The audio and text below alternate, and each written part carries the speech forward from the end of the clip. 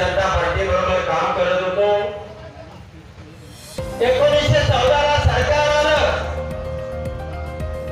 आणि सरकार आल्यानंतर आमच्या अपेक्षा उंचावल्या.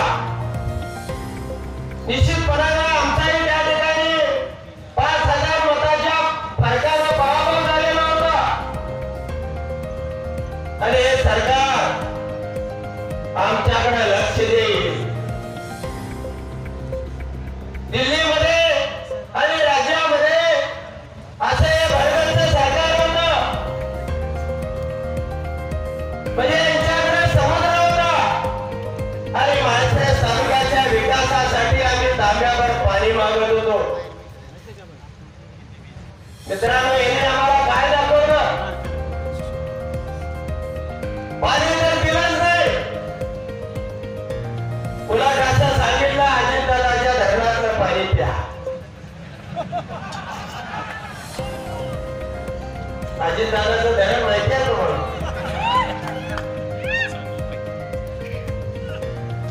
मित्रांनो, गेल्या 6-8 दिवसामध्ये तुम्हा जनतेला माहित असेल, पण या ठिकाणी अभिजित दादा आहे, आम्ही सगळे मंडळी आहे. आम्ही आणि मोहिते पाटील एक व्हायला काय आम्हाला कुठलं सावलं नाही. गेल्या 10 वर्षाचा या सरकारचा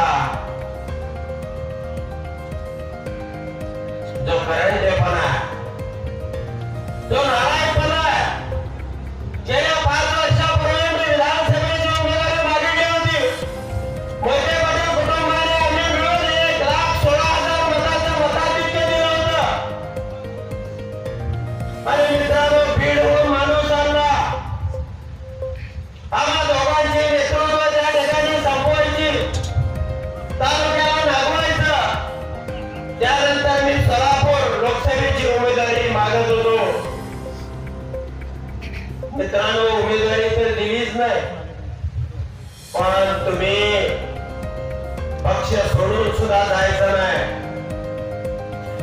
इतका दम मी माझ्या आयुष्यात कधी पाहिला नाही. साहेब, तुमचा जातीचा दाखला ठेवणार नाही.